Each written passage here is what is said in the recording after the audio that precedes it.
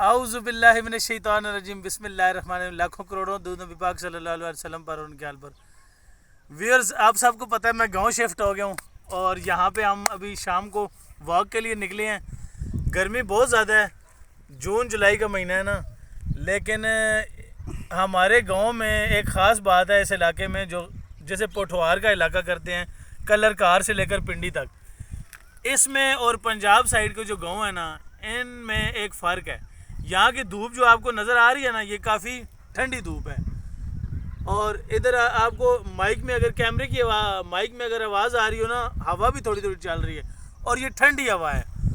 तो no doubt गर्मियों का मौसम है, लेकिन अल्हम्दुलिल्लाह इस बहुत प्लेजेंट वेदर को हम बहुत ज़्यादा एंजॉय कर रहे हैं। बारिश कई बार होते होते रुक जाती है, एक दफ़ा हुई थी और जब से मैं आया हूँ तो मेरे ख्याल से एक दो दफ़ा ही बारिश हुई है, लेकिन काफ़ी दफ़ा बारिश वापस चली जाती है। लेकिन बहुत मज़ा आ रहा है अल्हम्दुलिल्लाह मुझे गांव की लाइफ स्पेंड करने में।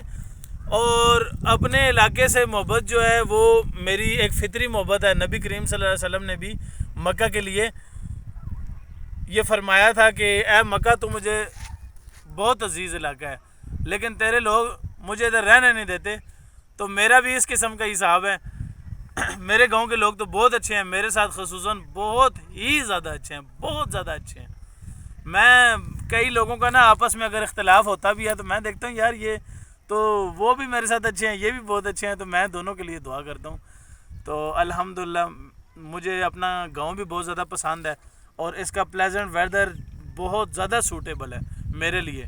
अल्हम्दुलिल्लाह ये धूप नज़र आ रही है, ये ठंडी धूप है, गर्म नहीं है कि बंदा कहे कि मैं भाग जाऊँ कहीं। तो मैं तबलीग में बाकी एरियो में भी गया हूँ, पंजाब, लाहौर, आगे पीछे, खैर सखर और कराची, हैदराबाद तो बहुत ही गर्म होता है, लेकिन पंजाब साइड के जो गांव है ना, उनकी धूप और उनकी गर्मी और तरह की है। जो पॉइंट मैं आपको बताना चाह रहा हूँ ना, कि नो डाउट दोपहर को तो धूप रहती है 2-3 बजे तक, हर जगह गर्म होती है, लेकिन उसके बाद 4 के बाद जो यहाँ की तपिश ख़त्म हो जाती है। ये बाकी गांव से डिफरेंट करती है पोठवार के एरिए को, कि धूप में तपिश नहीं रहती, गर्मी इतनी ज़्यादा नहीं रहती। अल्हम्दुलिल्लाह बहुत ज़्यादा एंजॉय कर रहे हैं इस मौसम को। और हम यहाँ वॉक करने आए हैं, सुबह भी मैं रनिंग करता हूँ, शाम को भी रनिंग करता हूँ। अल्हम्दुलिल्लाह मैं एडवेंचर टूरिंग के लिए तैयार कर रहा हूँ अपने आप को, और इंशाल्लाह मैं 2 महीने बाद एक इंटरनेशनल टक्कर का कंटेंट देने की कोशिश करूँगा। मेरा एक कैमरामैन सदर में भी है और इंशाल्लाह हम नॉर्दर्न एरियाज़ को ऐसे डिस्कवर करेंगे जिस तरह इंशाल्लाह किसी ने ना किया होगा, एडवेंचर टूरिंग के नाम पे।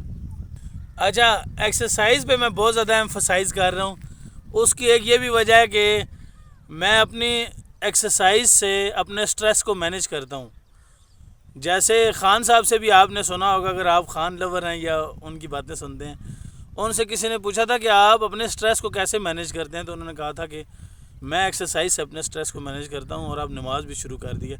तो इसी तरह मैं नमाज और एक्सरसाइज से अपने स्ट्रेस फुल लाइफ को मैनेज करता हूँ अल्हम्दुलिल्लाह। और बहुत ज़्यादा बंदे का इधर एग्जॉस्ट हो जाता है ना, फिर रहता कुछ नहीं है कोई इतने टेंशन लेने के लिए।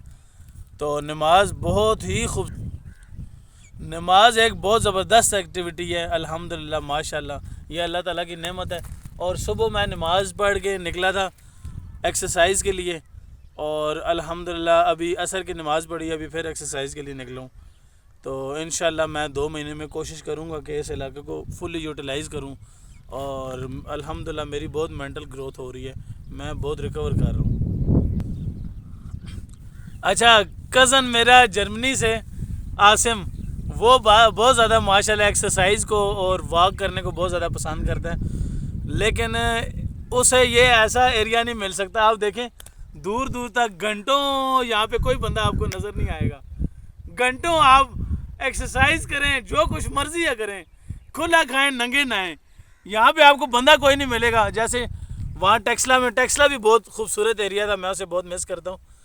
वहाँ पे पार्क, एक छोटा सा पार्क बना हुआ है, अभी एक स्प्रिंट मारो तो एकदम मोड़ आया था, फिर स्प्रिंट मारो मोड़, बंदे देख रहे हैं, छोटी सी जगह है, बार बार एक ही रेपिटेशन है, बहुत मुश्किल।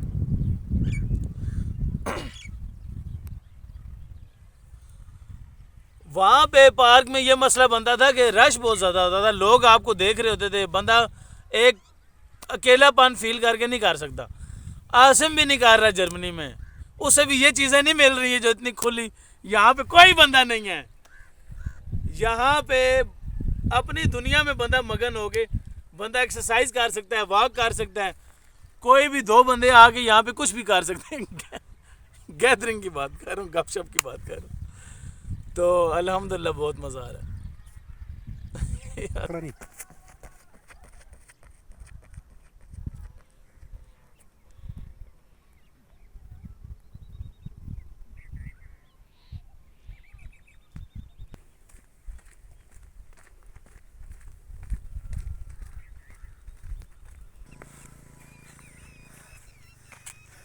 व्यूअर्स, ये मेरी आपको इंस्ट्रक्शन भी है और सजेशन भी है कि देखें, एक्सरसाइज बहुत ज़रूरी है।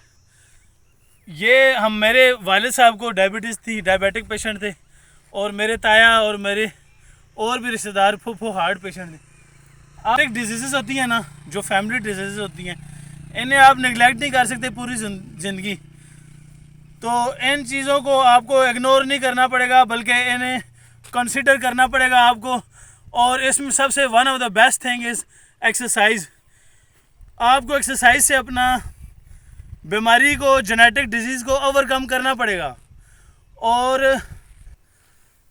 एक्सरसाइज के आपको मिनिमाइज़ हो जाएगा आपका ये रिस्क जो आपका जेनेटिक डिजीज़ चल रही है, फैमिली डिजीज़।